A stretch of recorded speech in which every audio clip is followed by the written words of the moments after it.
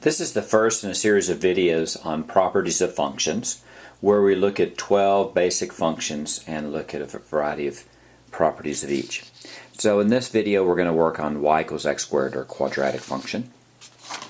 And we talk about the properties of functions. We're talking about 8 different properties: domain and range, continuity, whether it's increasing or decreasing and where, boundedness, extremis, symmetry, asymptotes, and behavior. And from all these, we look at these properties by learning about the graphs of the functions themselves.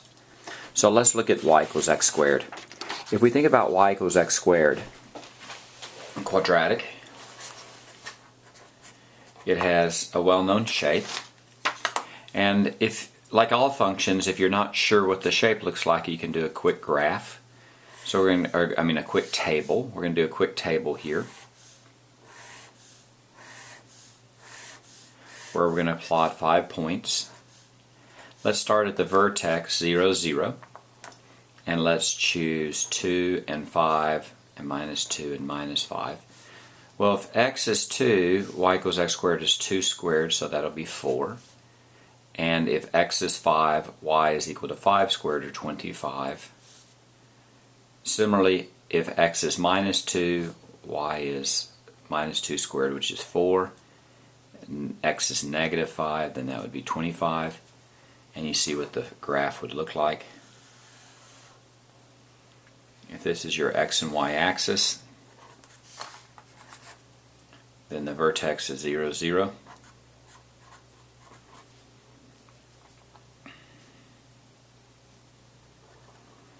You'll have a point at 2, 4 and minus 2, 4. Another one at minus 5, 25 and 5, 25. Your basic shape would look like this. Starts off pretty flat, gets steeper and steeper and steeper. And that's your basic graph. So let's look at domain and range. Well, if your basic graph looks like this,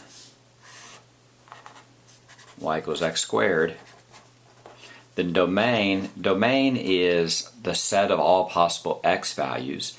And if you notice from this graph, x can take on any value. So the domain is all real numbers. Sometimes we use other ways of writing that. You can use an R,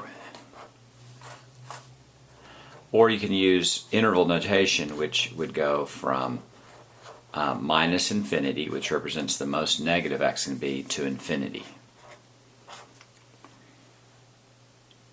Now range is the set of all possible y values. If you notice, y can be positive, it could be 0, but it's never negative. So y is always greater than or equal to 0. If we're going to do the interval notation, then it goes from 0 to infinity. It includes 0, so it's a closed bracket. So here's the most common way to write that, actually. Domain, minus infinity to infinity. Range, 0 to infinity. Let's look at continuity. The question of continuity is whether there's any points of discontinuity or if it's continuous everywhere. And if you notice, y equals x squared, it's continuous at all points.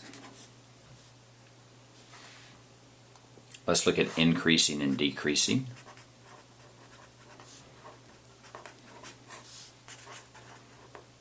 Now, when you're talking about increasing and decreasing, whether it's increasing or decreasing is dependent on whether y is increasing or decreasing. And notice from 0 here, as x goes to positive infinity, y is always increasing.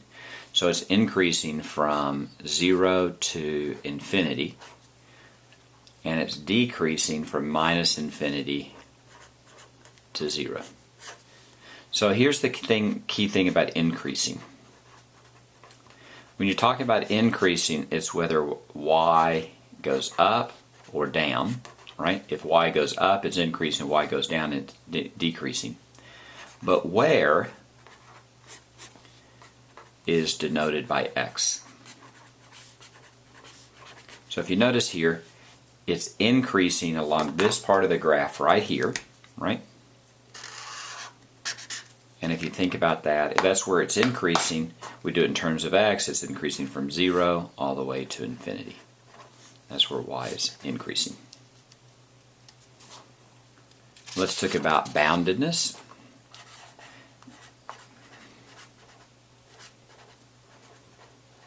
Boundedness, again, let's just sketch the graph out really quick. This is the point 0, 0. It looks like that. It's unbounded from above, but it's bounded from below.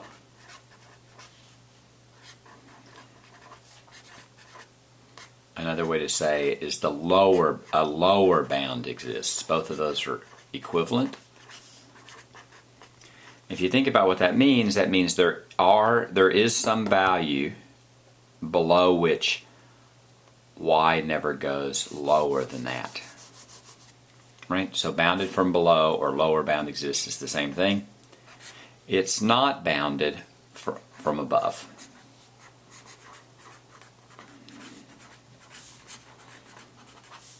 Typically when you're asked this on a test, though, they'll simply say, describe the boundedness of this function. You simply bound it from below, and that's all you need to do. Let's look at extrema. Extrema has to do with local maxes and local mins. If this is your graph, y equals x squared, then there's a local min right there. There's a local minimum at 0, 0. Or sometimes it said there's a local min at x equals 0. Those are the same statement, just two different ways of saying it. And while we're here, let's talk about symmetry. Symmetry has to do whether it's an even or an odd function. And you can always figure that out by going through the steps. But it's just easier to remember that y equals x squared is an even function, meaning it's symmetric across the y-axis. That's what even means. If you need more help with even and odd function, you can watch the video, even and odd functions.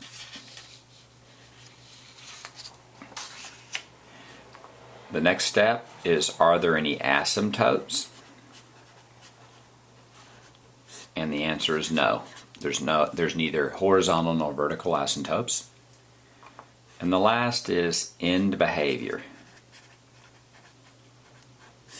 Now, end behavior has to do with what happens with the function as x goes to infinity and x goes to minus infinity. And we're going to use limit notation here. And what we do is we say the limit as x goes to minus infinity of f of x. Well, let's see, as x goes to minus infinity, what happens to y? Y goes to positive infinity. And the limit as x goes to positive infinity of f of x, let's see, as x goes to positive infinity, y would go to positive infinity as well. And those are your attributes of y equals x squared: domain and range, continuity, etc.